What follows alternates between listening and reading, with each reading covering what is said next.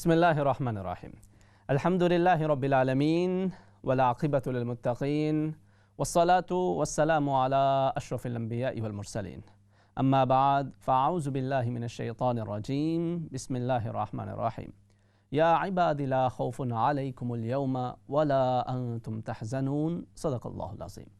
ناظرین کرام السلام علیکم ورحمۃ اللہ وبرکاتہ۔ پروگرام جستجو میں دل کی اتھا گہرائیوں سے میں آپ میں سے ہر ایک کو خوش آمدید کہتا ہوں۔ امید کرتا ہوں آپ تمام احباب خیر و عافیت کے ساتھ ہوں گے، اور یہ دعا کرتا ہوں کہ اللہ کریم آج کی رات اور آنے والے دن کے ہر طرح کے شر سے آپ میں سے ہر ایک کی حفاظت فرمائے، اور اللہ کریم آج کی رات اور آنے والے دن کی ہر طرح کی خیر و برکت سے ہم سب کو حصہ نصیب فرمائے۔ ناظرین کرام، اللہ رب العزت نے حضرت انسان کو اس دنیا کے اندر بھیجا اور دنیا اور آخرت دونوں کے اندر کامیابی حاصل کرنے کی ترغیب دلائے۔ اللہ رب العزت اپنے بندوں کی مختلف دعاؤں کا ذکر قرآن حکیم کے اندر فرماتا ہے، اور انہی دعاؤں میں سے ایک بڑی مشہور دعا جو اکثر و بیشتر ہم سنتے ہیں، کیا کرتے ہیں، وہ ہے اللہم ربنا آتنا فی الدنیا حسنہ وفی الآخرۃ حسنہ وقنا عذاب النار، کہ الہ العالمین ہمیں دنیا کے اندر بھی بھلائی عطا فرما دے، آخرت کے اندر بھی خیر عطا فرما دے، اور ہمیں عذاب جہنم سے پناہ عطا فرمانا۔ تو انسان اور مسلمان کے لیے ایک بہترین انداز زیست یہ ہونا چاہیے کہ وہ اپنی آخرت کی بھی فکر کرے، اپنی دنیا کی بھی فکر کرے، دونوں طرف بیلنس کے ساتھ اپنے معاملات کو لے کے چلے تو وہ ایک کامیاب زندگی ہے۔ خیر الامور اوساطها، سب سے بہترین امور وہ درمیانے امور ہوا کرتے ہیں، درمیانہ راستہ ہوا کرتا ہے۔ ہمارے یہاں بسا اوقات کچھ لوگ یہ کہتے ہیں کہ ہمیں تو دنیا کی کوئی فکر نہیں، دنیا کی ہمیں کوئی پرواہ نہیں، بس اللہ اللہ کے اندر زندگی گزر رہی ہے، تسبیح کے اندر، روزوں کے اندر، عبادات کے اندر، ذکر و فکر کے اندر گزر رہی ہے، بیوی بچوں کی کوئی فکر نہیں، حلال حرام کمائی وغیرہ اس کی کوئی فکر نہیں، بس چل رہا ہے جی، گزارا ہو رہا ہے الحمدللہ۔ جبکہ نبی کریم صلی اللہ علیہ وسلم نے جو دنیا کے امور ہیں اس کے اندر بھی ترغیب دلائی ہے کہ آپ اپنی رزق حلال کی کوشش بھی کریں، اور اچھے سے اچھا خود کے لیے بھی، اپنے بچوں کے لیے بھی اس کا اہتمام انسان کو حلال کے دائرے کے اندر رہتے ہوئے جہاں تک ممکن ہو اسے ضرور کرنا چاہیے۔ اور اس کے ساتھ ساتھ بہرحال جو ایک دوسری انتہا ہے وہ یہ ہے کہ انسان دنیا کے معاملات کے اندر اس قدر غرق ہو جائے کہ وہ آخرت کو فراموش کرتا چلا جائے، رزق کی تلاش کے اندر وہ رازق کو بھول جائے، عزت کی تلاش کے اندر وہ عزت دینے والے رب کو بھول جائے، اور مال و دولت کی تمنا کے اندر، شہرت کی تمنا کے اندر، مقام و مرتبہ کی تمنا کے اندر وہ اس رب کو بھول جائے جس نے اسے زندگی عطا کر رکھی ہے، وہ اس یوم آخرت کو بھول جائے کہ جس کے اندر اسے حاضر ہو کر اپنی زندگی کے حوالے سے اللہ کے حضور جواب دہ ہونا ہے۔ یہ انسان کے لیے بڑی بدنصیبی کا معاملہ ہو جاتا ہے۔ اسی لیے اکثر و بیشتر ہمارے جو ٹاپکس ہیں اس میں ہم دنیا کے معاملات کو تو ذکر کرتے ہی ہیں، آج کچھ آخرت کے اندر اور جنت کی جو نعمتیں ہیں ان کا بھی تذکرہ کر لیتے ہیں، کیونکہ انسان اس دنیا کے اندر رہتے ہوئے اپنے خواہشات پہ کنٹرول کرتے ہوئے، اپنے نفس اور اپنے جملہ امور کے اندر اپنے رب کو اپنی زندگی کی پرائرٹی جب بنا لیتا ہے، بہت سارے چیلنجز آتے ہیں، مشکلات کا سامنا کرنا پڑتا ہے، لیکن اگر اس کی منزل اس کے سامنے ہو تو پھر وہ ان مشکلات کی پرواہ نہیں کیا کرتا، بلکہ اللہ کے حضور اپنی عبادت، اپنی محبت کے نذرانے پیش کرتا چلا جاتا ہے۔ نبی کریم صلی اللہ علیہ وسلم نے ارشاد فرمایا کہ ایک شخص جب اس دنیا کے اندر بہت ہی اچھی زندگی گزار کے اس دنیا سے جاتا ہے، لیکن اگر اس کی دنیا کی تمام تر کامیابیاں تو اسے حاصل ہوں، لیکن وہ اپنی عبادات کے اندر، حقوق اللہ کے اندر، حقوق العباد کے اندر وہ غفلت کرتا رہا ہو، تو جب وہ قبر کے اندر جاتا ہے تو جہنم کی ایک کھڑکی کھولی جاتی ہے اور اسے صرف ایک جھلک اس کی دکھائی جاتی ہے۔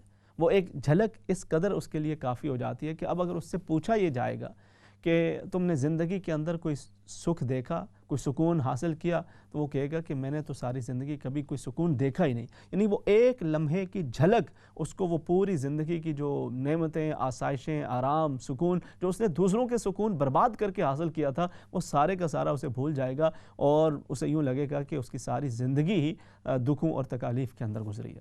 دوسری طرف ایک شخص وہ اپنے حقوق اللہ کے اندر بھی، حقوق العباد کے اندر بھی اپنی کوششیں پوری کرتا رہے، اپنے حد تک انسان اپنے لیے کوشاں رہے، اور اپنے جو امور ہیں، اللہ کے احکامات ہیں، اس کے مطابق اپنی زندگی کو گزارنے کی کوشش میں لگا رہا، لیکن اس کے مالی طور کے اوپر، دنیاوی امور کے اوپر اس کو اتنی زیادہ راحت نہیں تھی، مختلف چیلنجز کا سامنا کرنا رہا ہوا، مختلف مشکلات اور مختلف آزمائشوں سے اسے گزرنا پڑتا رہا، کبھی صحت کے حوالے سے، کبھی اولاد کے حوالے سے، کبھی مال و دولت کے حوالے سے، کبھی کاروبار کے حوالے سے، جاب کے حوالے سے، مختلف پرابلمز کا اسے سامنے کرنا پڑتا رہا۔ اب جب وہ قبر کے اندر جاتا ہے تو ایسے شخص کو بھی جنت کی ایک کھڑکی وہ کھولی جاتی ہے اور اس کو دکھایا جاتا ہے۔ جب وہ ایک نظارہ کرتا ہے اور اس سے یہ پوچھا جاتا ہے کہ اس نے زندگی کے اندر کوئی دکھ، کوئی غم، کوئی تکلیف دیکھا تھا، حالانکہ اس کی ساری زندگی ان مختلف آزمائشوں کے اندر گزری تھی، لیکن چونکہ اس کے باوجود اس نے اپنے رب کے ساتھ اپنے تعلق کو توڑا نہیں، اسے کمزور نہیں ہونے دیا، اپنی کوشش اپنی استطاعت کے مطابق وہ اعمال صالحہ بجا لاتا رہا، تو اب اسے یہ جو انعام کی ایک جھلک دکھائی جا رہی ہے، تو اس سے جب یہ پوچھا جائے گا کہ کوئی زندگی کے اندر کبھی کوئی دکھ دیکھا ہے، تو وہ اپنے تمام وہ دکھ، وہ تمام پریشانیاں، وہ تمام تکالیف جو آج ہماری زندگی کو بے چین بے سکون کیے ہوئے ہیں، لیکن اس کے باوجود آپ ماشاءاللہ عبادت کر رہے ہیں، آپ نماز ادا کر رہے ہیں، آپ دوسروں کے لیے راحت کا سبب بن رہے ہیں، ان کے لیے آسانی کا سبب بن رہے ہیں، آپ کے یہ اعمال اللہ رب العزت کے ہاں اس طرح سے شرف قبولیت پائیں گے کہ وہ ایک جھلک جو انسان کو دیکھنا نصیب ہوگی، اور پھر اس سے پوچھا جائے گا کہ کوئی تکلیف، کوئی غم زندگی کے اندر دیکھا، تو وہ سب کچھ بھلا چکا ہوگا، وہ تو کہے گا میں نے زندگی کے اندر کبھی کوئی غم، کوئی دکھ دیکھا ہی نہیں ہے، وہ ایک راحت، ایک جھلک اس کے وہ تمام غم بھلانے کے لیے کافی ہو جائے گی۔ یہ وہ اللہ رب العزت کی جنت ہے جو اس نے اپنے بندوں کے لیے تیار کر رکھی ہے۔ اللہ رب العزت ارشاد فرماتا ہے یا عبادی لا خوف علیکم اليوم ولا انتم تحزنون۔ جنت کے اندر مختلف نعمتیں ہیں، لیکن ان میں سے ایک عظیم نعمت یہ ہے کہ اللہ رب العزت فرمائے گا کہ اے میرے بندو، اب نہ تو تمہیں کسی قسم کا کوئی خوف ہے اور نہ ہی کسی قسم کا کوئی غم ہے۔ خوف ہوتا ہے بعد کے اندر آنے والی مشکلات کے حوالے سے، آپ مختلف اپنے فیوچر کے حوالے سے مختلف خوف کے اندر مبتلا رہتے ہیں کہ آگے چل کے کیا ہوگا، کیسے ہوگا، اور غم ہوتا ہے مافات کے حوالے سے کہ فلاں چیز ہو گئی، فلاں حسرت رہ گئی، فلاں کمی رہ گئی، فلاں چیز پوری نہ ہو سکی، فلاں چیز حاصل نہ ہو سکی۔ تو فرمایا کہ اس جنت کے اندر نہ تو معاد یا آنے والے وقت کا کسی قسم کا کوئی خوف ہوگا اور نہ ہی گزشتہ کا کوئی غم ہوگا، بلکہ وہ غم اور خوف دونوں سے اللہ رب العزت بندے کو آزاد کر دے گا۔ اسی طرح سے وہاں پہ اللہ رب العزت جنت کے اندر انسان کو جو نعمتیں عطا کر رہا ہوگا، فرمایا وَفِيهَا مَا تَشْتَهِيهِ الْأَنفُسُ وَتَلَذُّ الْأَعْيُنُ، وہاں پہ وہ جس چیز کی تمنا کرے گا اللہ رب العزت اسے وہ عطا کر دے گا۔ ہمارے آپ کو پتہ ہے کچھ لوگ وہ بال کی کھال اتارنے کے چکر میں رہتے ہیں، اور جب کوئی جنت کے حوالے سے بات کی جاتی ہے، جہنم کی بات کی جاتی ہے، تو وہ بسا اوقات اس میں مختلف طرح کی پھپتیاں کستے ہیں۔ عطا اللہ شاہ بخاری صاحب ایک بڑے عالم گزرے ہیں، وہ ایک مرتبہ جنت کا تذکرہ کر رہے تھے، اور بڑا خطیب تھے اور ان کی خطابت اپنے وقت کے اندر اس کا بڑا شہرہ تھا، تو جنت کا تذکرہ کر رہے تھے، اس کی نعمتوں کا تذکرہ کر رہے تھے، اور یہی آیت مبارکہ انہوں نے جب پڑھی کہ وَفِيهَا مَا تَشْتَهِيهِ الْأَنفُسُ، کہ وہاں پر انسان کی جو تمنا ہوگی اسے وہ حاصل ہو جائے گی، تو ایک صاحب اٹھ کھڑے ہوئے، انہوں نے کہا کہ شاہ صاحب میری عادت ہے کہ میں حقہ پیتا ہوں بڑے شوق کے ساتھ، تو مجھے وہاں پہ حقہ مل جائے گا؟ تو آپ نے فرمایا جی کیوں نہیں، آپ کو حقہ تو ضرور مل جائے گا، لیکن اس کی آگ بھڑکانے کے لیے آپ کو جہنم سے جا کے آگ لانی پڑے گی۔ تو آپ کا وہ جو برجستہ جو جواب تھا اس سے وہ محفل پوری کشت زعفران بن گئی۔ تو یہ ایک واقعہ میرے ذہن کے اندر آیا، میں نے آپ کے سامنے ذکر کیا، لیکن جو آیت مبارکہ ہے وہ ہمیں اس بات کی توجہ دلا رہی ہے کہ وہاں پر اللہ رب العزت جو نعمتیں انسان کو عطا فرما رہا ہوگا، فیہا ما تشتہیہ الانفس، جو انسان چاہے گا وہ اللہ رب العزت اسے عطا کر رہا ہوگا۔ یہاں اس دنیا کے اندر اس طرح نہیں ہوتا، ہماری بہت ساری آرزویں، مال ہوتے ہوئے، دولت ہوتے ہوئے، اقتدار ہوتے ہوئے، اختیار ہوتے ہوئے، سبھی کچھ ہوتے ہوئے ہم پھر بھی کئی اپنی آرزویں وہ پوری نہیں کر پاتے، کئی حسرتیں دل کے اندر رہ جاتی ہیں، یہ بھی ہو جاتا، کاش یہ بھی حاصل ہو جائے، کاش یہ بھی ہو جائے، کاش وہ بھی ہو جائے، کاش کاش کاش ہماری زندگی کے اندر رہتا ہے، لیکن وہاں پر ارشاد فرمایا کہ انسان اس کاش سے آزاد ہو جائے گا، اور جو وہ تمنا کرے گا رب تعالیٰ اسے وہ عطا فرما رہا ہوگا۔ اور اس کے بعد پھر اگلی چیز جس کا ایک انسان کو خوف ہوتا ہے وہ کیا ہے کہ نعمت مل بھی گئی، آپ کے الحمدللہ بہترین صحت ہے، آپ جم میں جاتے ہیں، آپ بڑی اپنی ایکسرسائز کرتے ہیں، اپنے صحت کے حوالے سے آپ بھرپور اہتمام کیا کرتے ہیں، لیکن پھر بھی ایک ذہن کے اندر ہوتا ہے کہ آگے چل کے بڑھاپا آئے گا، بیماری شروع ہو جائے گی، تو اس کے ایک خوف ذہن کے اندر رہ گیا۔ کہیں پر انسان شادی کی خوشیوں کا اہتمام کر رہا ہوتا ہے، بچوں کی شادیوں کا انتظام کیا جا رہا ہے، انصرام کیا جا رہا ہے، بڑی خوشی ہے، لیکن پھر خوف، پہلا تو شادی کے اخراجات کا ایک الگ خوف، پھر وہ بھی ہو جائیں، پھر اس کے بعد بچوں کی آپس میں بن نہ پائے وہ ایک الگ خوف، پھر اس کے بعد کے اپنے اپنے کچھ خوف جو ہیں وہ انسان کے ساتھ رہتے ہیں۔ ایسے کاروبار ہے، بزنس ہے، مال دولت بہت زیادہ ہے، لیکن پھر بھی ایک خوف رہتا ہے کہ کہیں پر کوئی خسارہ نہ ہو جائے، کوئی اچانک کوئی ایسا معاملہ ہو جائے کہ کہیں سارا کاروبار بیٹھ نہ جائے۔ انسان کی راتوں کی نیند حرام ہو چکی ہوتی ہے اور وہ اپنے اس کاروبار کے حوالے سے بڑا فکر مند ہوا کرتا ہے. لیکن جنت کے اندر اللہ رب العزت نے ارشاد فرمایا کہ وہاں پر جو نعمتیں ہوں گی، جو نعمتیں اللہ رب العزت انسان کو جنت کے اندر عطا فرمائے گا، ان نعمتوں کا کوئی زوال نہیں ہوگا، وہ ابدی نعمتیں ہیں. وہاں پہ اللہ رب العزت نے صحت عطا فرمائی ہے تو وہ کبھی بیماری میں نہیں تبدیل ہوگی، جوانی کی تو اس میں بڑھاپے کا خطرہ نہیں ہے. مال و دولت، جو بھی چیز انسان کی خواہش، جو اس کی ضرورت، جو تمنا ہے، جو عطا کی گئی ہے، اس کے اندر زوال کا کوئی خطرہ نہیں ہے، اور وہ ابدی نعمتیں اللہ رب العزت انسان کو وہاں پہ عطا فرما رہا ہوگا. پھر اس کے بعد ایک اور چیز، یہ تمام چیزیں تو ہیں ہی ہیں جن کو ہماری سمجھ بوجھ کے لیے جہاں تک ہماری سوچ جاتی ہے اس کے مطابق اللہ رب العزت نے اس کا بھی تذکرہ فرما دیا ہے. لیکن اس سے بڑھ کر جنت کی جو سب سے بڑی نعمتیں ہیں، جنت کا جو سب سے بڑا انعام ہے، وہ یہ ہے کہ جنت ایک سلامتی کی جگہ ہے، جنت ایک سکون کی جگہ ہے. لا یمسہم فیہا نصب وما ہم منہا بمخرجین. وہاں پہ کسی قسم کی کوئی تکلیف نہیں ہوگی اور وہاں سے کسی کو نکالا نہیں جائے گا. جس کو ایک دفعہ نصیب ہو گیا وہاں سے اس کو پھر نکلنے کا کوئی خطرہ نہیں. اور پھر وہاں پر سلامتی، جائے سلامت ہے، جائے امن ہے.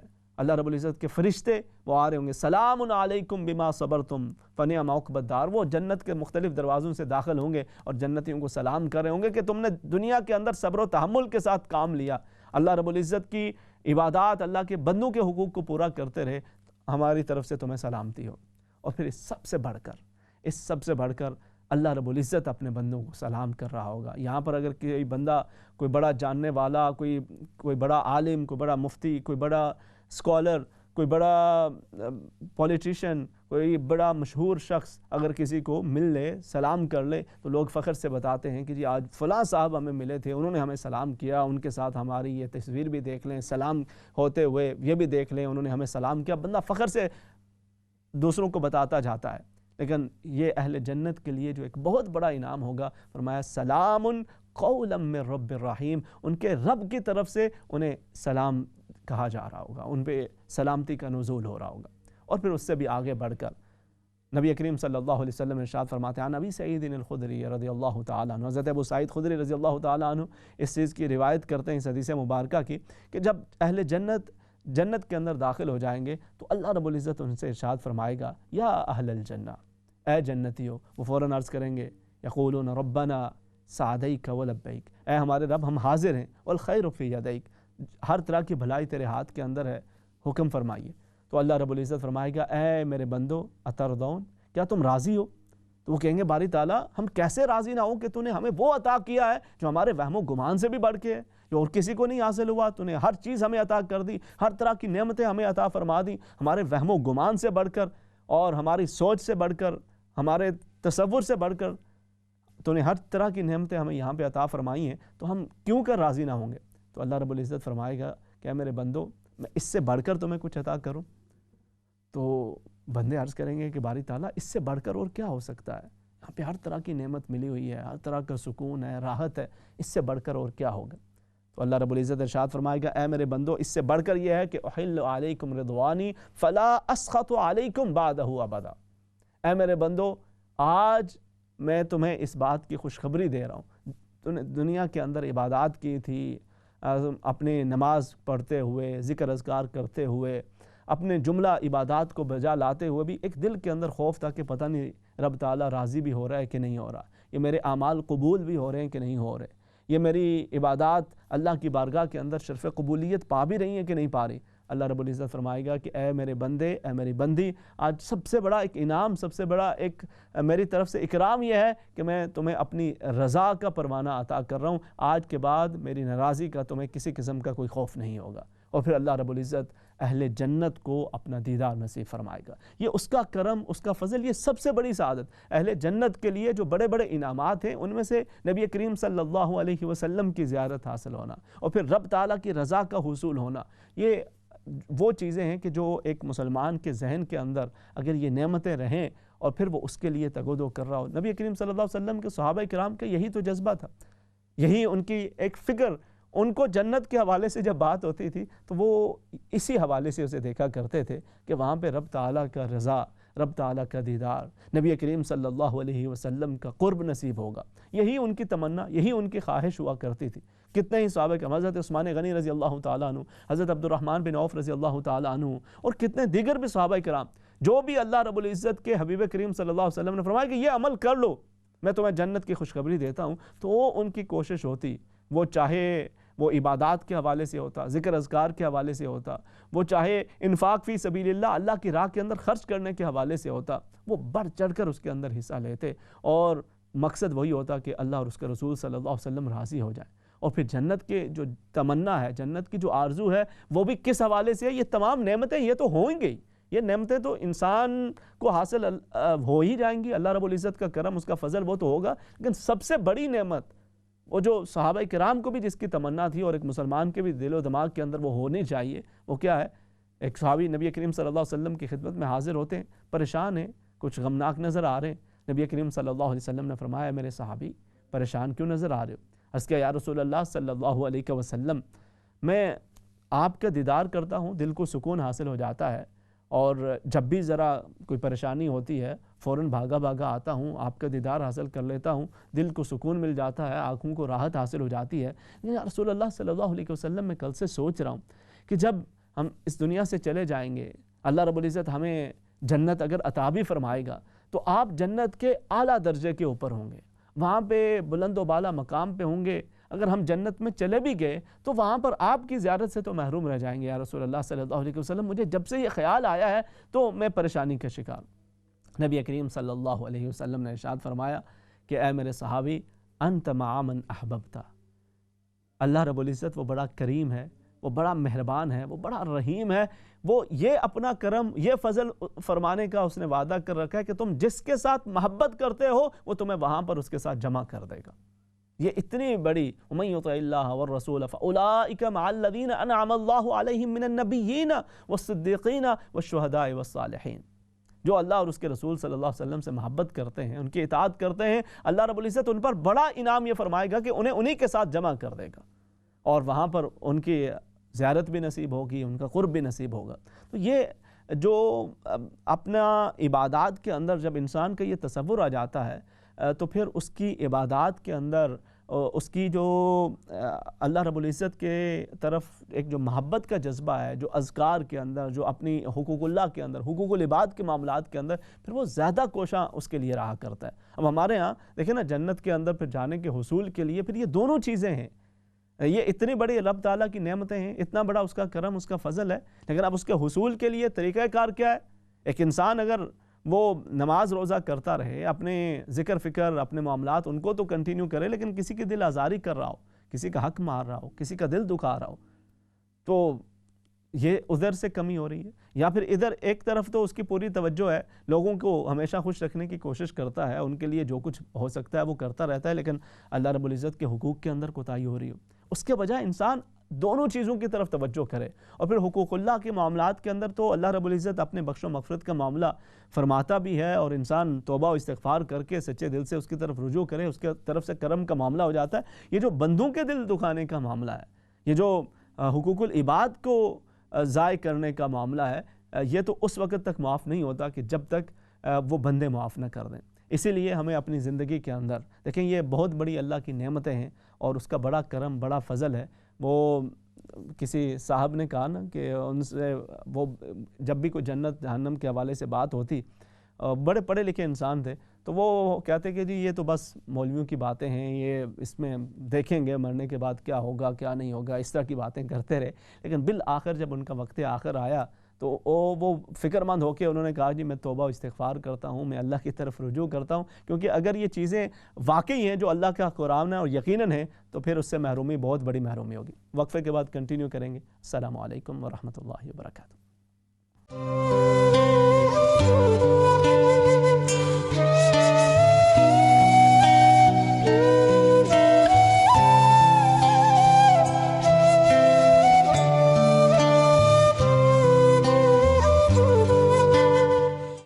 السلام علیکم ورحمۃ اللہ وبرکاتہ۔ ناظرین کرام، پروگرام جستجو کے دوسرے حصے کے اندر خوش آمدید۔ اس حصے کے اندر ہم آپ کی کالز کو بھی شامل کیا کرتے ہیں، کچھ سوالات و جوابات کا سلسلہ بھی ساتھ ساتھ چلتا رہتا ہے، اور جہاں پہ ہم مختلف امور کے حوالے سے بات کر رہے ہوتے ہیں، فیملی ایشوز کے حوالے سے، سوشل ایشوز کے حوالے سے، وہیں پر اللہ رب العزت نے ایک انسان کو اس دنیا سے جانے کے بعد کے جن معاملات کی آگاہی عطا کر رکھی ہے، اور قرآن حکیم کے اندر اس کے حوالے سے ہماری رہنمائی فرما رکھی ہے، تو اس کے اوپر بھی انشاءاللہ ساتھ ساتھ بات چیت کا سلسلہ جاری رہتا ہے۔ لیکن بس ایک بات ہمیں یاد رکھنی چاہیے کہ اپنی جنت بنانے کے لیے کسی دوسرے کی جنت کو تباہ نہیں کرنا چاہیے، کسی دوسرے کی سکون کو برباد کر کے اگر ہم سمجھیں کہ ہم جنت میں چلے جائیں گے تو ایسا نہیں ہوتا۔ اس پہ مزید میں بات کرتا ہوں، کالرز کو ساتھ شامل کرتے ہیں۔ السلام علیکم۔ السلام علیکم بیٹا، کیسے ہیں آپ؟ اللہ کریم کرم، الحمدللہ، آپ ٹھیک ہیں؟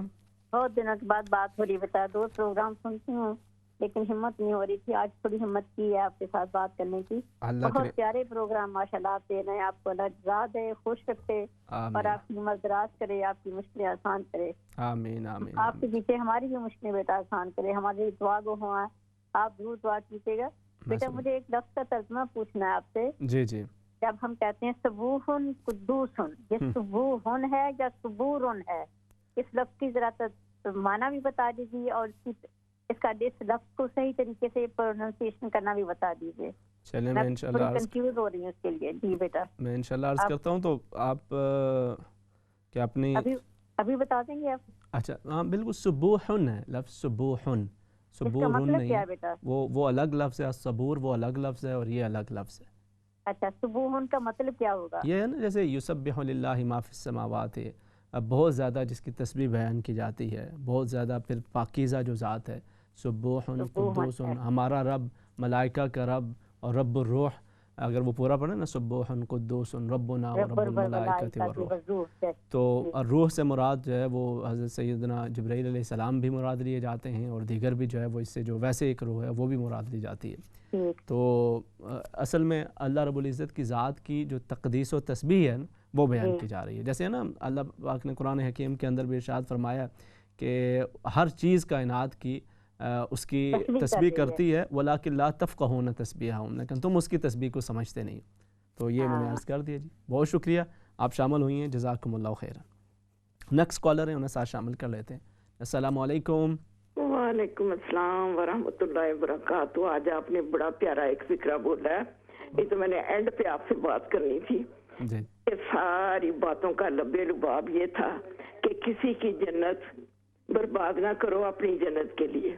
اگر کوئی سینسیبل ہو نا تو اس کو پلے باندھ لے، تو کسی پہ کوئی ظلم نہ کرے، ہر ایک پہ رحم ہی کرے کوئی۔ ایسے ہی بس میں اپریشیٹ کر رہی ہوں۔ السلام علیکم۔ وعلیکم السلام، وعلیکم السلام ورحمۃ اللہ وبرکاتہ۔ بہت شکریہ، جزاکم اللہ خیراً، آپ شامل ہوئی ہیں اور اس حوالے سے آپ نے ساتھ، اصل میں ہمارے ہاں یہ مسئلہ ہے نا، کچھ ہمیں غلط فہمیاں وہ ہمارے ذہنوں کے اندر وہ پیدا ہو جاتی ہیں، بن جاتی ہیں، جس میں ہم یہ سمجھتے ہیں کہ بھائی اپنے بھائی کی مجھے بلکہ حیرت ہوتی ہے، اگلے دن ایک صاحب، بلکہ آج ہی ان کا میسج مجھے آیا ہوا تھا، اور میں نے کچھ وہ ابھی تک زیادہ مجھے موقع نہیں ملا، کافی لمبا چوڑا ان کا میسج تھا، جس کے اندر پھر انہوں نے یہ کہا کہ جی میرے بھائی نے، والد صاحب جب حیات تھے تو وہ ان کو اپنے ساتھ لے گیا اور بڑا ان کی خدمت خاطر کرنے لگا اور سارا کچھ اس کا اہتمام کرنے لگا، لیکن اس نے پھر کیا کہ وہ بزرگ بندے تھے، اس نے میرے خلاف ان کے دل کو بھرا، اور کرنے کے بعد وہ ان کی مرضی یا ان کی مرضی کے بغیر اس نے اخبار کے اندر وہ نوٹ لکھوا دیا کہ جی میں فلاں اپنے فلاں بیٹے کو وہ اپنی جائیداد سے، اپنے تمام معاملات سے آگ کرتا ہوں اس کی نافرمانی کی وجہ سے، اور یہ وہ ہمیں تو اس کی خبر ہی نہیں تھی، اس نے وہ کروا کے پھر اسی کی بنیاد پہ وہ جا کے اس نے کچہری کورٹوں کے اندر وہ جتنی بھی کوئی جائیداد تھی جو بھی، اور کافی زیادہ تھی، وہ اس نے ساری اپنے نام کروا لی، نہ کسی بھائی کو کوئی حصہ ملا، نہ کسی بہن کو کوئی حصہ ملا، اور وہ سارا کچھ کرنے کے بعد پھر وہ ماشاءاللہ عمرے کے لیے تشریف لے گئے، اور کہا کہ میں ذرا اللہ رب العزت کے ہاں گھر کی حاضری کی سعادت حاصل کر لوں۔ پھر اس کے بعد والد صاحب کا انتقال ہو گیا کچھ عرصے کے بعد، اور پھر وہ اس طرح کی پوری تفصیل ذکر کر رہے تھے، لیکن اس میں جو پہلو ہے نا وہ یہ ہے کہ ہم یہ سمجھتے ہیں، اب دیکھیں نا، اگر یہ ایک تصور ہو کہ آپ اپنے بھائیوں کی، اپنے بہنوں کی، اپنے عزیز و اقارب کی اذیت کا باعث بنیں اور ان کے حقوق کو پامال کریں، اور پھر کہیں کہ میں ساتھ جا کے ذرا عمرہ کراتا ہوں، آپ نے وہ 10 کروڑ کی جائیداد پہ 50 لاکھ کی جائیداد پہ قبضہ کر کے 1,00,000 2 لاکھ میں عمرہ کر کے آگے کہا کہ ہم جنت حاصل ہوگی،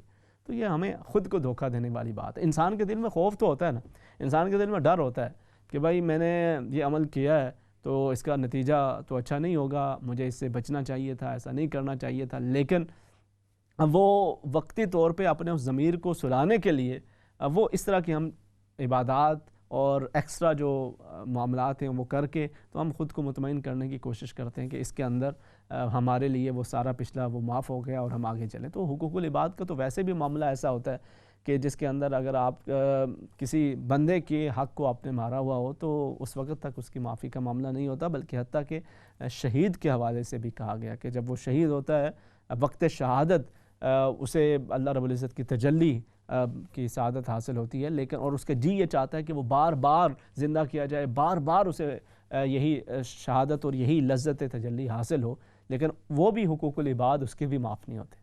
تو اللہ رب العزت ہمیں سمجھ کی توفیق عطا فرمائے۔ نیکسٹ کالر انہیں شامل کر لیتے۔ السلام علیکم۔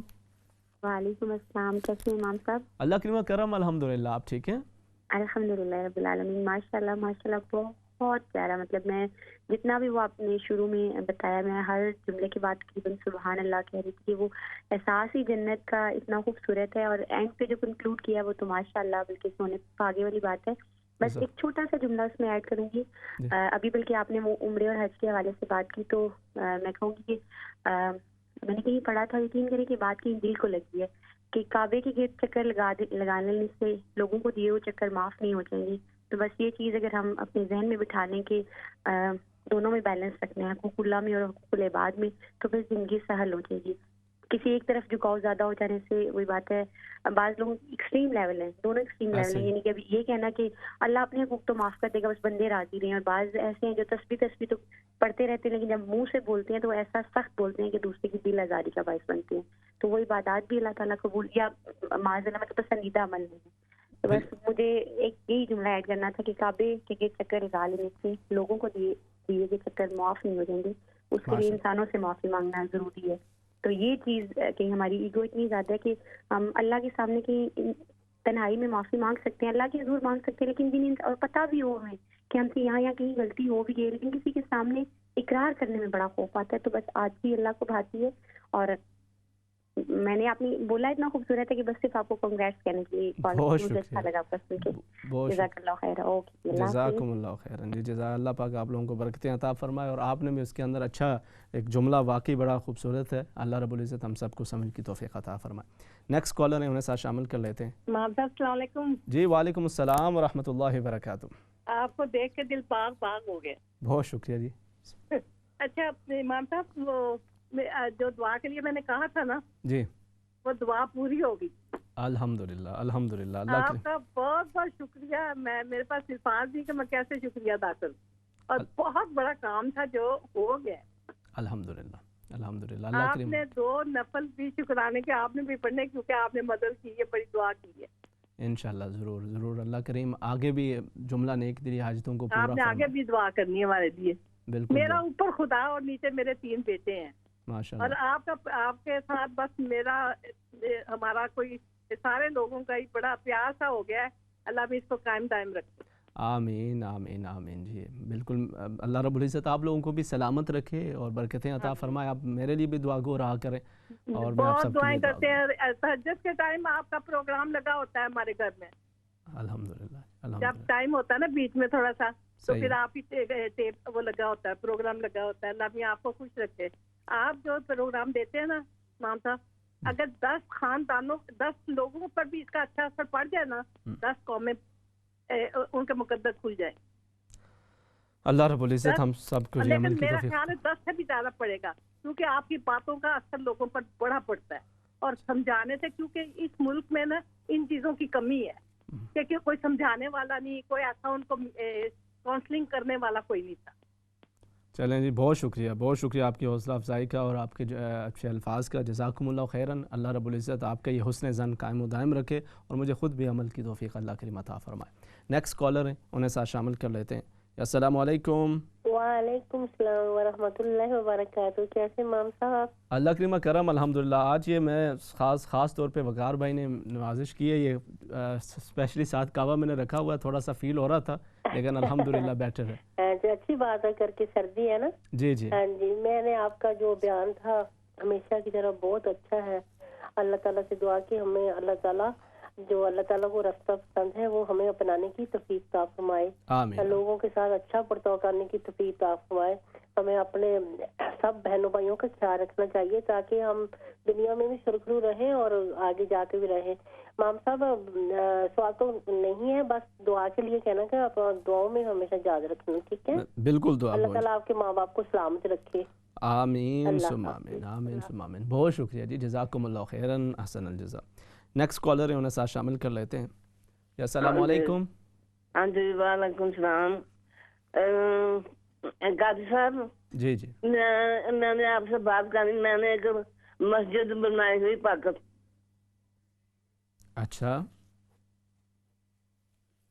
अच्छा चलें, उसकी फिर आप तफसीलात जो है वो साथ जिक्र कर लेंगे कंट्रोल रूम के अंदर। और बाकी माशाल्लाह आज जिस टॉपिक के ऊपर हम जी बात कर रहे हैं, इस टॉपिक के हवाले से इसको भी मज़ीद इंशाल्लाह साथ साथ हम कंटिन्यू करेंगे, आपकी कॉल्स को भी साथ साथ शामिल तो किया जा रहा है, जिसके अंदर हम बात कर रहे हैं अपनी दुनिया के उमूर के अंदर और आखिरत के उमूर दोनों को ना एक बैलेंस करके चलना। और हमें देखें इस्लाम सिखाता भी है, ये बड़ा अनफॉर्चुनेट है हमारे यहाँ कुछ असल में ये सोच भी ऐसी बनाई जाती है, कुछ बयानात भी हमें ऐसे बड़े बड़े माशाल्लाह अच्छे खासे बड़े मशहूर किस्म के हमारे अहबाब जो हैं वो बड़े अपनी तरफ से नेक नीयती के साथ भी वो यकीनन करते होंगे, लेकिन इस तरह के जब बयानात होते हैं ना कि जी दुनिया तो बिल्कुल ख़त्म है, दुनिया तो फ़ानी है, यहाँ पे तो कुछ भी नहीं है, आप तो बस आखिरत है, कब्र है, और हर वक्त उसकी बात करते करते अच्छी बात है, उसका शऊर वो हमेशा इंसान के जहन के अंदर रहना चाहिए।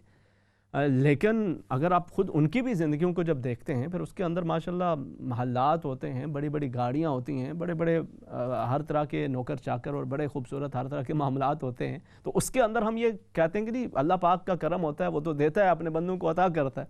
तो इसी तरह से ये सब के लिए यही मसला है। हमारे पास जब कुछ नहीं होता तो उस वक्त हमारी सोच माल के हवाले से मुख्तलिफ होती है, उस वक्त हम माल को ईबल समझ रहे होते हैं, उस वक्त हम दुनिया के उमूर के अंदर पढ़ने को समझते हैं कि ये कोई बड़ा बुरा सा काम है। हम दौलतमंदों को या दौलत के हवाले से हम ऐसी बातें कर रहे होते हैं कि जो यूं एक तसव्वुर होता है या दुनिया के उमूर के अंदर कि भाई जो इसके अंदर पड़ा है ये बड़ा गलत सा बंदा है, इसको तो बस ये तो बस दुनियादार ही है जी, वो वैसा उसका तसव्वुर देते हैं। जबकि और फिर जब माल आ जाता है, जब चार पैसे आ जाते हैं, जब बेहतर हो जाते हैं, तो फिर वही आप उन्हीं के अगर उसके लेक्चर को उनके बयानात को सुनना शुरू करें तो फिर उसी के अंदर वो ये बताते हैं कि जब अल्लाह पाक का इनाम होता है, इकराम होता है, तो वो बंदे को दुनिया के अंदर भी नवाजता है। तो बंदे का ज़हन बदल रहा है, रब ताला का तकदीर और रब ताला का मामला वो हमेशा से उसी तरह से है। उसने फिर दुनिया हसना व फिल आखिरत हसना का हमें तसव्वुर दे रखा है कि दुनिया के अंदर भी बेहतरी और आखिरत के अंदर भी बेहतरी। और दुनिया के अंदर जो बेहतरी है, नबी करीम सल्लल्लाहु अलैहि वसल्लम ने इरशाद फरमाया कि जो शख्स ये चाहता है कि उसके रिज़्क़ के अंदर वसअत आ जाए, उसकी सेहत के अंदर बेहतरी आ जाए, उसकी उम्र के अंदर इजाफ़ा हो जाए, तो वो अपने रिश्तेदारों के हुकूक़ को पूरा करे, फलियसिल रहिमहु, अपने सिला रहमी का मामला करे। और इसी तरह से नबी करीम सल्लल्लाहु अलैहि वसल्लम ने बहुत सारी दीगर अहादीस मुबारका के अंदर इन चीज़ों की हमें तलक़ीन किया कि हम ये दोनों चीज़ों को साथ साथ लेके चलते हैं तो ये हमारे लिए खैर व आफ़ियत का और बरकत का मामला बनता है। किसी एक तरफ बहुत ज़्यादा का रुझान हो जाना और दूसरी चीज़ को फरामोश करते चले जाना। हज़रत उमर फ़ारूक रज़ी अल्लाह ताला अन्हु मस्जिद नबी के अंदर तशरीफ़ ले गए तो कुछ नौजवानों को वहाँ पर देखा बैठे हुए और नमाज का वक्त नहीं था और वो वहाँ पे बैठे हैं और ज़िक्र फ़िक्र के अंदर मसरूफ़ है। तो आपने फरमाया कि भाई क्या कर रहे हो यहाँ पे, मस्जिद के अंदर बैठे हैं, ज़िक्र कर रहे हैं, अल्लाह का याद कर रहे हैं यार, और क्या करें। कहा जी हम तो इबादत कर रहे हैं, ज़िक्र फ़िक्र कर रहे हैं। तो कहा कि इनके खाने का इंतज़ाम कहाँ से होता है। कहा वो फ़लाँ कोई ना कोई दे जाता है, कोई कर देता है, कोई फ़ैमिली के अंदर कोई कर देता है, या कोई वैसे ही जो सदक़ात होते हैं उसके साथ गुजारा चल रहा है, अल्लाह देता है, काम हो जाता है, ये हमारे एक तसव्वुर होता है। तो आपने उन्हें फ़रमाया कि नमाज के औक़ात के अंदर मस्जिद के अंदर आओ और उसके बाद बाहर जाके निकलो, और वो जो देने वाले हैं ना अल्लाह को वो ज़्यादा पसंदीदा हैं, वो ज़्यादा महबूब हैं। जाके तुम जवान हो, तुम काम करो, तुम्हारा वो काम करके खुद के लिए भी और दूसरों को भी खिलाना ये अल्लाह को ज़्यादा महबूब है, बजाय इसके कि तुम यहाँ पर बैठ के कहो कि अल्लाह ताला हमें अता कर रहा है तो बस वही हमें काफ़ी है। इसी तरह से कुछ लोग जब हज के लिए जाया करते थे तो उनका ये एक तसव्वुर होता था کہ اب حج کے سفر میں ہم جا رہے ہیں تو اس دوران ہم کسی قسم کی کوئی بیع و شرا نہیں کر سکتے، بس وہاں پہ بس ہم اللہ کی ذات پر بھروسہ کریں گے، تقویٰ کریں گے. تو اللہ رب العزت نے اس تصور کو بھی ختم کیا. اللہ رب العزت نے فرمایا کہ جو زاد راہ ہے، جو تقویٰ ہے، وہ بالکل انسان کے ساتھ ساتھ ہو، اس کے ساتھ ساتھ جو اپنے جو زاد راہ ہے، جو اپنی ضرورت کا جو سامان ہے، جو معاملات ہیں، وہ بھی انسان کو اس کی بھی فکر کرتے رہنا چاہیے. تو یہ دونوں چیزیں معاملات کو انسان کے لیے کامیابی کا مسئلہ اسی طرح سے ہوتا ہے. ہمارے ہاں یہ جو تصور ہے بالکل ہی دنیا کے معاملات کے حوالے سے بہت زیادہ اس کے اندر انوالومنٹ کا ہو جانا، اور پھر یعنی کسی دوسرے کے حق کو پامال کر کے صرف اپنی عبادات کے تصور کو یہ سمجھنا کہ یہی میرے لیے کافی ہیں اور یہی میرے لیے نجات کا ذریعہ ہیں، تو وہ کافی نہیں ہوا کرتا. بلکہ کسی کی دعا جو آپ کو لگ جاتی ہے، آپ کسی کی جو دعا لے جاتے ہیں، وہ بسا اوقات نبی کریم صلی اللہ علیہ وسلم سے وہ پوچھا گیا نا کہ وہ ایک خاتون کہ جو ساری رات کو عبادت کرتی ہیں، دن بھر تسبیحات کرتی ہیں، لیکن زبان کی بڑی سخت ہیں، اور دوسری وہ اپنے فرائض ادا کرتی ہیں لیکن زبان کے اندر، معاملات کے اندر بڑا حسن سلوک ہے، تو کون بہتر ہے؟ فرمایا کہ یہ جو راتوں کو جاگ کے اپنے دن کے اندر زبان کی سختی کر رہے ہوتا ہے، وہ مرد ہو خاتون ہو، وہ اپنے اعمال کو گویا اس دوسرے کی طرف منتقل کر رہا ہے، اس کے دل آزاری کر کے اس کو تو فرمایا وہ سب سے بڑا مفلس ہو جاتا ہے. ایو المفلس، سب سے زیادہ بڑا مفلس کون ہے؟ کہ جو اپنے نیکیاں کر کے نیکیوں کے اپنی طرف سے پہاڑ قائم کر رہا ہے، لیکن پھر وہ کسی کا دل دکھا کے، کسی کا حق مار کے، چھوٹی چھوٹی اور جائیداد کے جھگڑے، اور پھر کہیں پر مطلب اگر شادی ختم ہو جاتی ہے، نکاح طلاق پہ جا کے اس کا اختتام ہوتا ہے، تو اس کے اندر بھی پتہ ہے کہ ہمارا کتنا حق ہے، کتنا نہیں ہے، لیکن ہوتا ہے نا ہم نے ان کو سبق سکھانا ہے، اور سبق سکھانے کے اندر جو آپ کا حق نہیں ہے آپ وہ بھی حاصل کرنے کی کوشش کرتے ہیں. تو اللہ رب العزت تو جانتا ہے. اس لیے ان امور کے اندر بھی ہمیں ذہن میں رکھنا چاہیے کہ اللہ رب العزت کی جنت کا حصول وہ بڑا آسان ہے، یقیناً بڑا آسان ہے، وہ بڑا کریم ہے، وہ بڑا مہربان ہے، لیکن دوسروں کے سکون کو برباد کر کے، ان کے حقوق کو پامال کر کے آپ یہ سمجھیں کہ میں نے اس کے بعد یہ فلاں بڑے بڑے اعمال کر لیے ہیں تو یہ میرے لیے کافی ہو جائے گا، تو اس طرح سے نہیں ہے. آپ اپنی عبادات، وہ جو فرائض ہیں یقیناً ان کو بھی پورا کریں، اور اس کے ساتھ ساتھ جو بندوں کے حقوق ہیں اس کی طرف بھی توجہ کریں، تو اللہ رب العزت اپنے کرم اور اپنے فضل کا معاملہ فرماتا ہے. کچھ سوالات ہیں ان کی طرف بھی چلتے ہیں، اور پھر انشاءاللہ مزید جو کالرز ہیں ان کو ساتھ شامل کر لیں گے، اور اس کے حوالے سے پھر مزید انشاءاللہ بات کرتے ہیں. اچھا جی، آپ نے یہ ذکر کیا تھا کہ آپ قرآن حکیم جو جب تلاوت کر رہے ہوں اور بسا اوقات چونکہ کچھ صورتیں آپ کو یاد ہوتی ہیں، زبانی یاد ہوتی ہیں، تو اب سم ٹائم وضو نہیں ہوتا اور آپ ان صورتوں کو پڑھنا چاہتے ہیں، تو اس کا کیا حکم ہے؟ دیکھیں، سب سے پہلی چیز تو قرآن حکیم کے حوالے سے یہ یاد رکھیں کہ یہ ایک ایسی لاریب کتاب ہے کہ جس کو دیکھنے کا بھی ثواب ہے، جس کو سننے کا بھی ثواب ہے، اور پڑھنے کا ثواب تو یہ ہے کہ ہر حرف کے بدلے اللہ رب العزت 10 نیکیاں عطا فرما رہا ہوتا ہے. اور اس میں بھی ایک حرف، وہ الف لام میم ایک حرف نہیں، بلکہ الف ایک حرف ہے، لام ایک حرف ہے، میم ایک حرف ہے، ہر حرف پہ 10 نیکیاں، اور جس نے الف لام میم ایک پڑھ دیا تو اس کو اللہ رب العزت 30 نیکیاں عطا فرما رہا ہوتا ہے. تو اس کا ثواب، اس کا اجر وہ بہت ہے. حضرت سیدنا علی المرتضیٰ رضی اللہ تعالیٰ عنہ آپ فرمایا کرتے تھے کہ جب میرا یہ جی چاہتا ہے کہ میرا رب مجھ سے کلام کرے تو میں قرآن حکیم کھول کے بیٹھ جاتا ہوں، اور مجھے یوں محسوس ہوتا ہے کہ میرا رب مجھ سے کلام فرما رہا ہے، کہ جو اوامر ہیں، جو احکامات دیے جا رہے ہیں، وہ ساتھ ساتھ جن سے روکا جا رہا ہے وہ مجھے معلوم ہو رہا ہے، میرے لیے کیا بہتر ہے، کیا، تو یوں محسوس ہوتا ہے کہ رب تعالیٰ کلام فرما رہا ہے. اور جب یہ جی چاہتا ہے کہ میں اپنے رب سے کلام کروں تو میں نماز کے اندر کھڑا ہو جاتا ہوں اور یوں محسوس ہوتا ہے کہ اپنے رب سے کلام کر رہا ہوں. تو قرآن حکیم کی تلاوت، اس کے حقوق، اور ایک مسلمان کے اوپر اس کے بہت سارے حقوق ہیں، ان حقوق میں سے جو پہلا حق ہے وہ تلاوت قرآن حکیم کا ہی ہے. پھر اس کو آپ جتنی زیادہ ادب دے سکیں، جتنا زیادہ احترام دے سکیں. ایک تو ادب کا وہ طریقہ کار ہے نا کہ آپ نے اس کو خوبصورت غلاف کے اندر لپیٹ کے سب سے اونچی الماری کے اوپر رکھ دیا، اب کبھی وہاں سے اٹھانے کی ضرورت ہی نہیں ہے، الحمدللہ ادب کے ساتھ، پورے احترام کے ساتھ وہاں پہ موجود ہے. تو ایک تو یہ انتہا ہوگی، اور دوسرا پھر ہے کہ آپ اس کو لے کے الحمدللہ باوضو ہو کے قرآن حکیم کی تلاوت کرتے ہیں اور اس کے مفہوم کو سمجھنے کی کوشش کرتے ہیں. جس قدر آپ زیادہ کرتے ہیں اس کی برکات یقیناً آپ کو حاصل ہوتی ہیں. اور جہاں تک ہے کہ اگر آپ کچھ صورتیں یاد ہیں، زبانی یاد ہیں، اور پھر آپ ان کو زبانی پڑھ رہے ہیں اور وہ آپ بغیر وضو کی حالت کے اندر بھی اگر پڑھ لیتے ہیں تو اس کے اندر بھی کوئی ممانعت نہیں ہے. اگرچہ آداب کا، جتنا زیادہ آداب کا خیال رکھا جائے اتنی زیادہ برکات ہیں، لیکن اس کے علاوہ بھی اس کی ممانعت نہیں ہے، اس کا جواز ہو جاتا ہے۔ پھر قرآن حکیم کے حوالے سے میں ایک چیز یہ بھی عرض کر دوں کہ قرآن حکیم خاص طور پر آپ مختلف جو وظائف کر رہے ہوتے ہیں نا، مختلف طرح کے اعمال کر رہے ہیں، مختلف طرح کے وظائف کر رہے ہیں، اس کے اندر اپنا ایک وظیفہ، ایک معمول قرآن شریف کو شامل کر لیں۔ اس کی اپنی برکات ہیں، یہ رب کا کلام ہے، اور اس سے بڑھ کر ومن احسن قولا، اللہ رب العزت کی بات سے بڑھ کر، اللہ رب العزت کے کلام سے بڑھ کر اور کس کا کلام زیادہ بہتر ہو سکتا ہے، تو اور کس عمل کا زیادہ فائدہ ہو سکتا ہے۔ تو یہ جو کلام ربانی ہے، اس کو آپ اپنے معمولات کے اندر شامل کر لیں، چاہے روز کا آپ کو 1 صفحہ ہو، 2 صفحے ہوں، کچھ لوگ ان کا معمول ہوتا ہے وہ پورا ماشاءاللہ سپارہ پڑھ رہے ہوتے ہیں، لیکن جو بھی ہو اس کو آپ معمول اپنا ایک بنا لیتے ہیں۔ نبی کریم صلی اللہ علیہ وسلم نے ارشاد فرمایا نا کہ احب الاعمال الی اللہ ادومها، اللہ رب العزت کو جو سب سے زیادہ اعمال محبوب ہیں وہ ہیں کہ جو ہمیشگی کے ساتھ کیے جاتے ہیں، اگرچہ تھوڑا ہو لیکن پابندی کے ساتھ ہو، وہ اللہ رب العزت کو زیادہ محبوب ہوتا ہے۔ تو اپنے آپ دیگر وظائف کے ساتھ، دیگر اعمال کے ساتھ قرآن حکیم کی جو تلاوت ہے اس کو بھی انشاءاللہ اس کا معمول بنا لیں، اللہ رب العزت آپ کے لیے آسانی اور خیر و عافیت اور برکت کا معاملہ فرمائے گا۔ اچھا جی، اس کے علاوہ آپ نے یہ ذکر کیا تھا کہ بیٹی کے حوالے سے کہ اس کو مختلف طرح کے معاملات کے اندر کچھ پریشانیوں کا سامنا کرنا پڑتا ہے، اور جب بھی کوئی جاب کے اندر، پہلے سب کچھ ٹھیک تھا، پھر اس کے بعد کوئی جاب کرتے ہیں، کوئی دیگر معاملات کے اندر جہاں پہ بھی جاتی ہیں تو کوئی نہ کوئی مسئلہ یوں محسوس ہوتا ہے کہ جیسے کوئی بندش یا کوئی معاملہ یا پریشانی اس حوالے سے ہو چکی ہو۔ اچھا دیکھیں، رشتوں کے معاملات ہوں، جاب کے معاملات ہوں، پریشانیاں زندگی کے اندر کوئی بھی آ رہی ہوں، تو اس میں اگر ہماری یہ سوچ ہو نا، ہر معاملے کے اندر سب سے پہلے فوراً یہ خیال ہے کہ جی اس میں کسی نے کوئی نہ کوئی عمل کرا دیا ہے، کوئی نہ کوئی بندش ہے، کوئی نہ کوئی رکاوٹ ہے، کوئی تعویذ ہے، کوئی جادو ہے، کوئی سحر ہے، کوئی جن ہے، کوئی بلا ہے، اگر یہی تصور ہمیشہ ہو تو پھر اس کی جو الٹرنیٹیو جو اس کے سلوشنز ہیں ان کی طرف انسان کا ذہن جاتا ہی نہیں ہے۔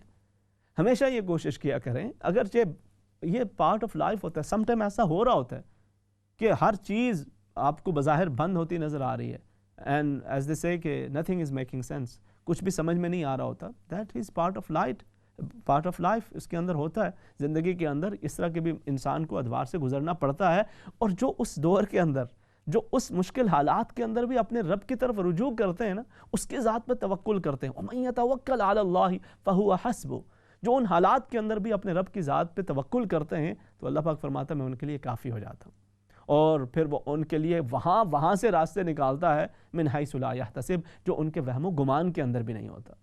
تو آپ سب سے پہلی چیز ایسے جو بھی معاملات ہوں ان کے اندر اس طرح کے مختلف وہموں کے اندر پڑھنے کے بجائے فوراً ہی کہ جی وہ کسی نے کہہ دیا، کسی نے بتا دیا، وہ جو اگر بتانے والا ہے، کرنے والا ہے، اس کے اختیار میں اگر اتنا ہی ہو تو اس کی اپنی زندگی بالکل وہ مختلف طرح کی ہونی چاہیے، لیکن اگر توجہ کریں تو اس کے اپنے مسائل ہوتے ہیں۔ تو بہرحال جہاں تک پڑھنے کی بات ہے وہ میں انشاءاللہ ایک مختصر سے وقفے کے بعد عرض کرتا ہوں۔ السلام علیکم ورحمۃ اللہ وبرکاتہ۔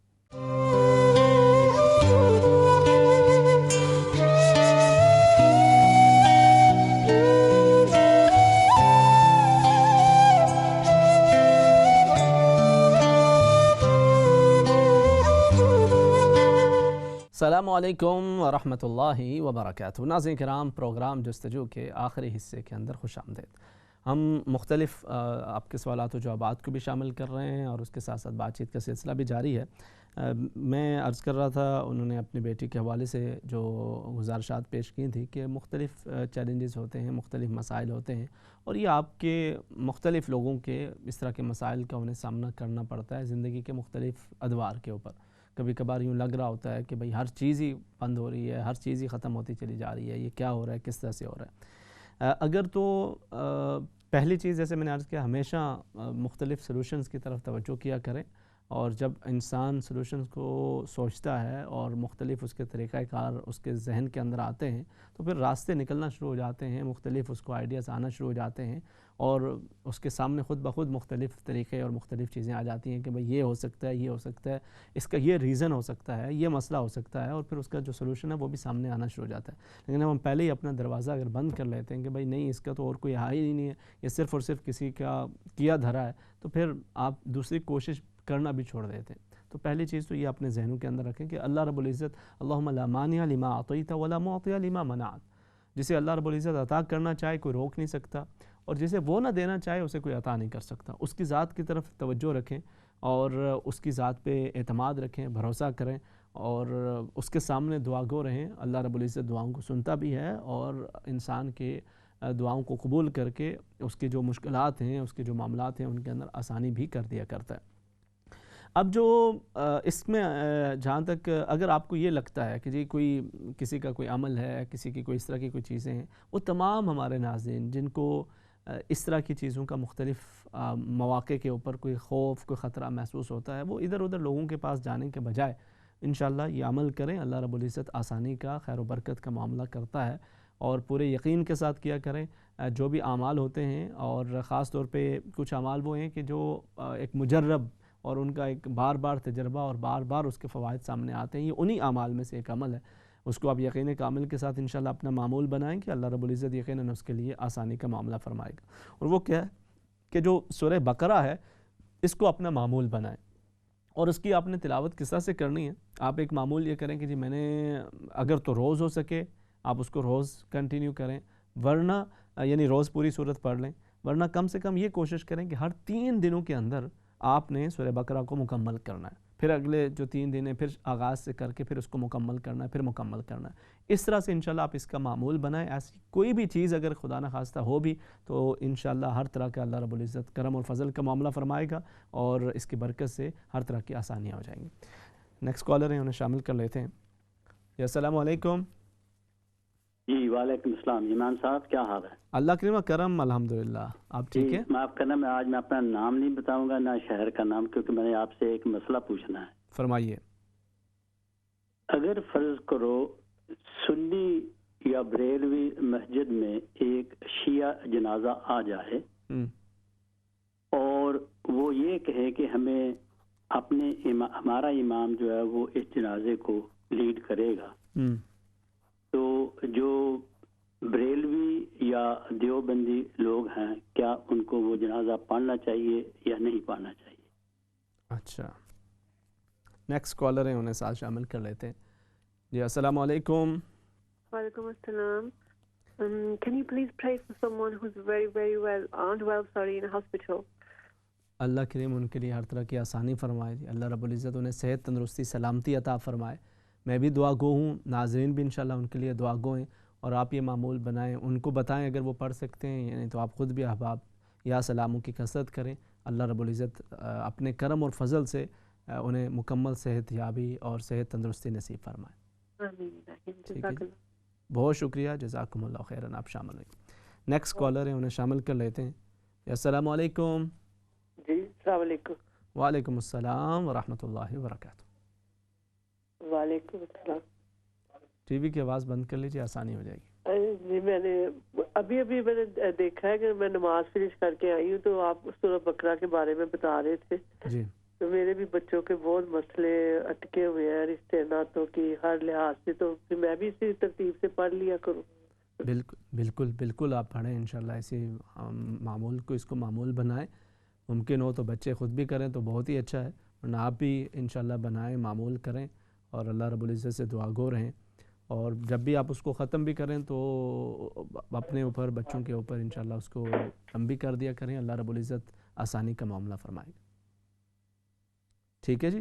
جی ٹھیک ہے، مہربانی. بہت شکریہ جی، بہت شکریہ. اللہ کریم آپ کے لیے ہر طرح کی آسانی فرمائے اور آپ کے بچوں کی مشکلات کو اللہ کریم دور فرمائے. نیکسٹ کالر جی. السلام علیکم. وعلیکم مفتی صاحب، کیسے ہیں؟ الحمدللہ، اللہ کریم کرم. آپ ٹھیک ہیں؟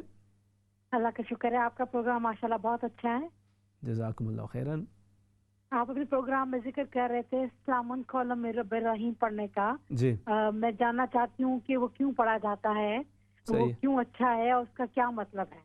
اچھا، تو آپ ویسے پروگرام دیکھتی رہتی ہیں یا پہلی مرتبہ بات ہو رہی ہے آپ سے؟ میں دیکھتی ہوں، آپ کا پروگرام اکثر دیکھتی ہوں. اچھا چلیں. تو آپ پڑھتی ہیں ویسے سلام قولا من رب الرحیم، یہ آپ کا معمول ہے؟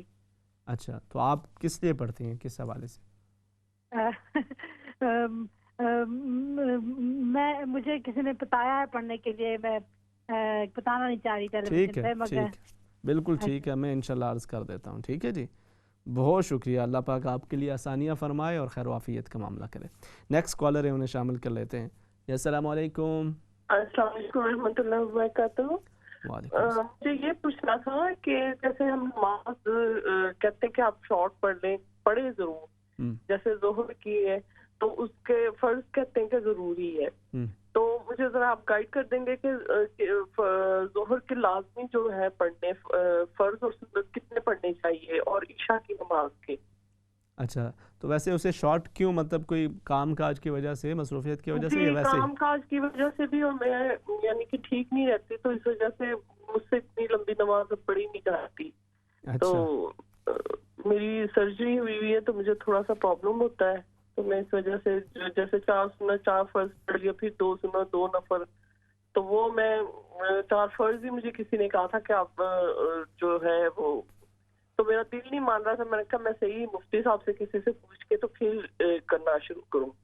ٹھیک ہے کہ بجائے آپ چھوڑنے کے فرض جو میں ادا کر سکوں کہ اللہ کی طرف سے جو لازم ہے کہ یہ پڑھنا ہے.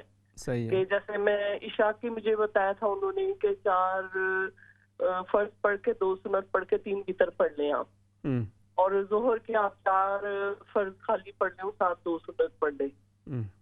تو میرا دل نہیں اس پہ ہو رہا، اس لیے کہ ہم تو شروع سے پوری پڑھ رہے ہیں نماز. تو آپ کائنڈلی مجھے گائیڈ کر دیں کہ ان دونوں کا اس طریقے سے ادا کروں میں. ٹھیک ہے، میں انشاءاللہ عرض کر دیتا ہوں، اور آپ کے لیے دعا گو بھی ہوں. اللہ رب العزت آپ کو صحت، تندرستی، سلامتی اور خیر و عافیت نصیب فرمائے. ٹھیک ہے جی، بہت شکریہ. Next caller. السلام علیکم. وعلیکم السلام. قاری صاحب کیا حال ہے؟ ٹھیک ہو؟ اللہ کی نعمت کرم، الحمدللہ. آپ ٹھیک ہیں؟ جی ٹھیک ہے، شکر ہے. قاری صاحب ایک بات پوچھنی ہے آپ سے. جی فرمائیں. میرے والدہ پاکستان ہوتی ہیں جی، ان کو تقریباً لت کی پرابلم ہے ایک، تقریباً 8-10 سال ہو گئے. وہ چلتی چلتی گر جاتی ہیں، جس طرح لت میں کوئی جان نہیں رہتی نا، ایک لت میں، دوسری ٹھیک ہے. کوئی طریقہ بتا سکتے ہیں؟ جی. تو یہ کب سے ان کو یہ ایشو ہے؟ اس کا کوئی علاج وغیرہ وہ کروا رہی؟ مطلب نو، کوئی علاج نہیں کروا رہے، 8-10 سال ہو گئے. تو علاج بھی کچھ کرائیں نا میرے بھائی. جی آپ ماشاءاللہ یہاں پہ ہیں، ان کے وہاں پہ آپ علاج معالجے کی کوشش کریں. سب سے پہلے تو یہ چیز ہوتی ہے نا، اس کے ان کے چیک اپ کروائیں، علاج معالجہ کرائیں. آج کل نبی کریم صلی اللہ علیہ وسلم نے ہمیں جو تعلیم دی ہے نا، اس کے اندر جو بھی مطلب اس وقت کے مطابق، وقت کے تقاضوں کے مطابق جو سب سے بہتر چیز اویلیبل ہو، اس کو آپ کو ضرور یوٹیلائز کرنا چاہیے. تو آپ پہلے ان کے علاج معالجے اور چیک اپ کی سچویشن اس کو کریں، اور ساتھ انشاءاللہ میں کچھ عرض بھی کر دیتا ہوں. ٹھیک ہے، بہت شکریہ، جزاکم اللہ خیرا. آپ شامل ہوئے ہیں، میں انشاءاللہ اس پہ مزید بات کرتا ہوں. اچھا جی، میں وہ جو سورہ بقرہ کا ذکر کر دیا تھا بڑی تفصیل کے ساتھ، اور بالکل آپ انشاءاللہ اس کو معمول بنائیں، اور دیگر احباب بھی، کیونکہ یہ دیکھیں یہ وہ چیزیں ہیں کہ جن کے بارے نبی کریم صلی اللہ علیہ وسلم، ایک وہ ہے نا کوئی وظیفہ، کوئی عمل میں بتاؤں، کوئی دیگر کوئی اور صاحب بتائیں، کسی اور کا اپنا تجربہ ہو کچھ چیزوں کا. کچھ وہ ہیں کہ جن کی فضائل نبی کریم صلی اللہ علیہ وسلم نے صحیح حدیث مبارکہ کے اندر ذکر کیے ہوں، اور اللہ رب العزت کا کلام ہو تو یقیناً اس کی برکات کو کئی گنا بڑھ جایا کرتی ہیں. آپ انشاءاللہ اس چیز کو اپنا معمول بنائیں. اللہ رب العزت ہر طرح کے آسانیوں کا معاملہ کرے، اور اس کے ساتھ ساتھ یقیناً جو سلوشنز ہیں، جو دیگر چیزیں، آپ ان کی طرف نظر رکھنے کی کوشش کیا کریں. راستے نکلتے ہیں، یعنی اب آپ پڑھتے بھی ہیں نا، تو ساتھ ساتھ آپ کی یہ بھی ہو کہ اللہ پاک تو آسانی کر دے اور میرے لیے کوئی نہ کوئی راستے نکال دے.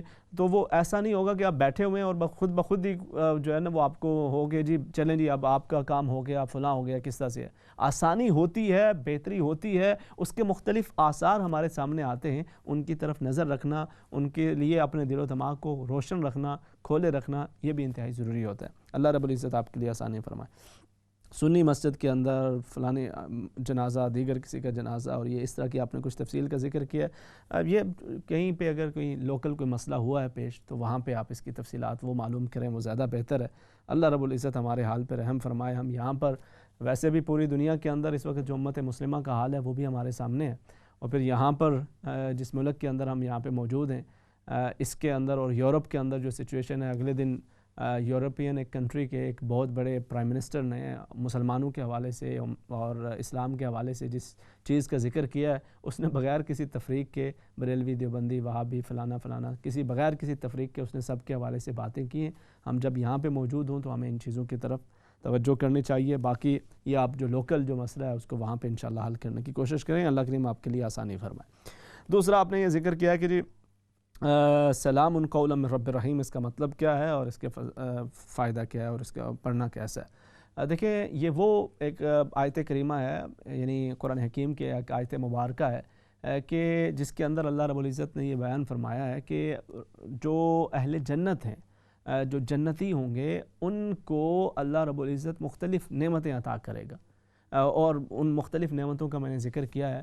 انہی نعمتوں میں سے ایک نعمت تو یہ ہے کہ جو اللہ کے فرشتے ہیں وہ جنت کے مختلف دروازوں سے داخل ہو کر ان کو سلام کر رہے ہوں گے، ان کے لیے سلامتی کا ذکر کر رہے ہوں گے اور کہہ رہے ہوں گے سلام علیکم بما صبرتم فنعم عقبی الدار، تم بڑے صبر و تحمل کے ساتھ اپنے رب کے احکامات کے مطابق زندگی گزار کے آئے ہو، تم پر بڑی سلامتی ہو، اور آج یہ کتنے ہی اچھے رہنے کی جگہ پہ تم آ ٹھہرے ہو، اللہ رب العزت اسے تمہارے لیے اور ایک سلامتی کا ذریعہ بنائے۔ تو ایک تو فرشتے سلام کر رہے ہوں گے، دوسرا پھر جنتیوں کا آپس کے اندر بھی دعواہم فیہا سبحانک اللہم وتحیتہم فیہا سلام، کہ وہاں پر وہ اللہ کی تسبیح بیان کر رہے ہوں گے اور ایک دوسرے سے بھی جو ملاقات کریں گے، ایک دوسرے سے بھی جو بات کریں گے، تو وہاں پر بھی وہ سلامتی ایک دوسرے پر بھیج رہے ہوں گے۔ اور یہی وہ عمل ہے کہ جو ہم اس دنیا کے اندر بھی ایک دوسرے کو جب بات کرتے ہیں تو ہمیں یہ تلقین کی گئی ہے کہ السلام علیکم اور وعلیکم السلام کے حوالے سے اس کی تلقین کی گئی ہے۔ یہ تو ہوئے نا جنت کے اندر فرشتے وہ سلام بھیج رہے ہوں گے، اس کے بعد جنتی آپس کے اندر بھی سلام کا تبادلہ کر رہے ہوں گے، اور پھر اس سے بڑی سعادت، اس پہ بڑا کرم، بالائے کرم یہ ہوگا کہ سلام قولا من رب الرحیم، ان کے رب کی طرف سے بھی انہیں سلام پیش کیا جا رہا ہوگا۔ اللہ رب العزت اپنے کرم اور فضل سے انہیں سلامتی کی نوید سنا رہا ہوگا۔ تو یہ وہ اس آیت مبارکہ کے اندر اس کی طرف اشارہ ہے۔ تو آپ اپنے معاملات کے اندر سکون کے لیے، سلامتی کے لیے، صحت تندرستی کے حوالے سے اگر ان چیزوں کے حوالے سے کسی نے بھی آپ کو پڑھنے کے لیے بتایا ہوا ہے تو یقیناً اس کی برکات ہیں، آپ انشاءاللہ اس کو معمول رکھیں، اللہ رب العزت آپ کے لیے آسانی کرے گا۔ نیکسٹ کالر انہیں شامل کر لیتے ہیں۔ السلام علیکم۔ السلام علیکم۔ وعلیکم السلام۔ کیسے امام صاحب، ٹھیک ہیں؟ اللہ کا کرم، الحمدللہ آپ ٹھیک ٹھاک ہیں؟ اچھا جی بالکل ٹھیک ہے، شکر الحمدللہ۔ میں نے آپ سے یہ پوچھنا تھا کہ میں نے کافی دیر ہو گئی ہے یہاں یہی اپنا لندن میں ہی، وہ دو شاپیں ہیں، ایک تو اپنے سنارے کی تھی اور دوسری تھی اپنی، دونوں ہی ایسی تھی سنیار کی تھی، میں نے ان کے تھوڑے تھوڑے پیسے دینے تھے۔ اچھا۔ تو وہ اب دیر ہو گئی ہے، جب میں گئی تھی تو وہ شاپ نا ختم ہو گئی ہے، وہ چلے گئے نا، پتہ نہیں کہاں کے چلے گئے ہیں۔ تو میں اب آپ سے یہ پوچھنا چاہتی ہوں، ایک تو ہندو تھے ایک مسلم تھے، اب آپ مجھے یہ بتائیں کہ میں وہ پیسوں کا کیا کروں، مسجد میں ڈال دوں یا کسی غریب کو دے دوں؟ ٹھیک ہے، میں انشاءاللہ عرض کرتا ہوں۔ ٹھیک ہے جی، بہت شکریہ۔ نیکسٹ کالر ہے، انہیں شامل کر لیتے ہیں۔ السلام علیکم۔ وعلیکم السلام ورحمۃ اللہ وبرکاتہ۔ جی میرے بھائی، کیا حال ہے؟ ٹھیک ہے آپ؟ الحمدللہ الحمدللہ۔ کیا آج آپ کی طبیعت نہیں ٹھیک؟ نہیں الحمدللہ، اللہ کریم کرم۔ اچھا چلو یار، میں نے تو بڑا افسوس لگا، اس آدمی نے فون کیا ہے، ماں اس کی بیمار ہے، گر جاتی ہے، 8-10 سال اسے انگلینڈ میں رہنا، یار میری جگہ پوچھ رہے ہو، کوئی پیسے سے بھیجو، آپ پوچھ جاؤ تو کوئی ایکسرے کو تو کوئی علاج کرواؤ۔ اللہ تعالیٰ کیا فرماتے ہیں، بھائی پہلے اپنے ماں کی لکافر کرو، پھر اپنی ماں کی لکافر کرو، پھر اپنی ماں کی لکافر کرو، پھر میں نے پکارو۔ چلیں یہی چیز میں نے بھی بالکل ذکر کیا ہے کہ ان کی لک آفٹر یقیناً وہ ایک ان کا فرض ہے، وہ بھی کر بھی رہے ہوں گے، ان کو جس قدر ان سے ممکن ہے مزید بھی عرض کر دیتا ہوں۔ ٹھیک ہے جی، بہت شکریہ، آپ شامل ہوئے ہیں، جزاکم اللہ خیر۔ نیکسٹ کالر ہیں، انہیں شامل کر لیتے ہیں۔ السلام علیکم۔ وعلیکم السلام۔ میرے بیٹا ہے، ان کا نام محمد حسنین خان ہے۔ حسنین خان؟ محمد حسنین خان جی۔ اس کا سکن کا پرابلم ہے، وہ 2 سال کا تھا تو ایک دم سے سکن پہ سارے ریشز بنے، اب اس کو بہت برا ایکزیم ہے، تو میں یہ پوچھنا چاہوں، رات کو سوتا نہیں ہے، بہت خارش کرتا ہے، تو اس کے لیے کچھ پڑھنے کو بتا دیں کہ وہ اللہ تعالیٰ اس کو شفا دے دے۔ تو آپ اس کے لیے کوئی علاج وغیرہ کر رہی ہیں، کوئی کوشش؟ جی میں کر رہی ہوں، وہ میڈیسن لی نہیں ہے، ڈاکٹر نے آئنٹمنٹ دی ہے، بینڈیج وغیرہ ہے، لیکن وہ اس کی خارش بہت زیادہ ہے۔ اللہ کریم اس کے لیے آسانی فرمائے اور اسے مکمل صحتیابی فرمائے۔ علاج کی جو صورتحال ہے یقیناً وہ بھی ساتھ ساتھ جاری رکھیں، میں کچھ عرض بھی کر دیتا ہوں۔ ٹھیک ہے جی، بہت شکریہ۔ سلام قولا من رب الرحیم کے حوالے سے بات ہوگی۔ دوسرا آپ نے ذکر کیا جی نماز کے حوالے سے کہ آپ کیا ایک معمول ہے، آپ ہمیشہ نماز ادا کرتے رہی ہیں، مکمل ادا کرتے رہی ہیں، مگر ابھی بیماری کی وجہ سے آپ مکمل نماز نہیں پڑھ پا رہی، تو کیا اس کے اندر حکم ہوگا؟ دیکھیں اسلام کے اندر اللہ رب العزت ارشاد فرماتا ہے لا یکلف اللہ نفسا الا وسعها، کہ کسی پر وہ اس کی وسعت سے زیادہ بوجھ نہیں ڈالتا۔ اگر آپ کھڑے ہو کے, ایک مثال ہے نا, اگر آپ روزے نہیں رکھ سکتے, آپ کی صحت خراب ہوتی ہے, تو حکم ہے کہ بھئی روزے نہیں رکھیں. بلکہ اگر کوئی شخص روزہ رکھتا ہے اور اس کو ڈاکٹرز نے بتایا ہے یا اسے خود معلوم ہے کہ میں روزہ رکھنے سے میری صحت خراب ہوتی ہے, اور پھر بھی وہ روزہ رکھتا ہے, تو ثواب کے بجائے اس کو گناہ ملے گا. اور اس کا جو الٹرنیٹیو بتایا گیا وہ اس کا فدیہ ہے, یا بعد کے اندر اگر وہ رکھ سکتا ہے تو وہ بعد کے اندر رکھے. یہ اسلام ہمیں اس چیز کا درس دیتا ہے. دوسری چیز جس کا ذکر ہے وہ ہے اسی طرح سے نماز کے اندر, کہ اگر آپ کھڑے ہو کے نماز نہیں پڑھ سکتے تو بیٹھ کے نماز ادا کریں گے, اور اسی طرح سے اگر آپ سفر کے اندر ہیں تو اس کا جو قصر نماز ہے وہ ادا کر لیں گے. اور اسی طرح سے اگر آپ کی صحت آپ کو اجازت نہیں دیتی تو بالکل آپ اپنے جو جس طرح آپ کو بتایا گیا آپ اس کے مطابق انشاءاللہ دیکھیں. سنتیں اور ہر جو سنت موقدہ ہیں اس کی اپنی اہمیت ہوتی ہے, اور دیگر سنن کی اپنی اہمیت ہے, ایون نوافل کی اپنی اہمیت ہے, کیونکہ اگر کوئی کمی جو فرائض کے اندر رہ جاتی ہے تو سنن کے ذریعے وہ مکمل ہو جاتی ہے, اس میں کوئی کمی رہ جائے تو نوافل کے ذریعے وہ مکمل ہو جاتی ہے. ہر ایک کی اپنی اپنی, لیکن اگر آپ کی صحت آپ کو اجازت نہیں دے رہی, اس میں تکلیف ہوتی ہے, تو آپ جو اپنے فرائض ہیں وہ انشاءاللہ پورے کریں. اور اس کے ساتھ ساتھ جیسے آپ نے مجھے ذکر کیا بالکل درست ہے, اس کے اندر کوئی آپ کو پریشانی کی بات نہیں, انشاءاللہ وہ کریں. اللہ رب العزت آپ کی نماز کو قبول بھی فرمائے, اور انشاءاللہ وہ آپ کو مکمل نماز کا یہ اجر عطا فرمائے گا جو آپ کا معمول رہا ہے. اگر بیماری کے اندر اس میں کوئی کمی بھی ہو جائے تو رب تعالیٰ اس کے اجر کے اندر کمی نہیں کرتا. نیکسٹ کالر ہے, انہیں ساتھ شامل کر لیتے. السلام علیکم. وعلیکم السلام. سر میرا نام محمد یاسین ہے. جی جی. اور ہم ریڈنگ میں رہتے ہیں. میرے سسر فوت ہو گئے ہیں, انہیں تقریباً 4 سے 6 مہینے ہو گئے ہیں, اور ان کی وائف کو ایک خواب آیا ہے کہ کھراوڑے جو ہوتے ہیں پائنیوں سے وہ صدقہ کریں. اچھا. تو یا قبر پہ لے کے آئیں, اس طرح کا کیا حادثے میں یہ تو پہلے پتہ کرنا سی نا میرے بھائی, کیا خیال ہے؟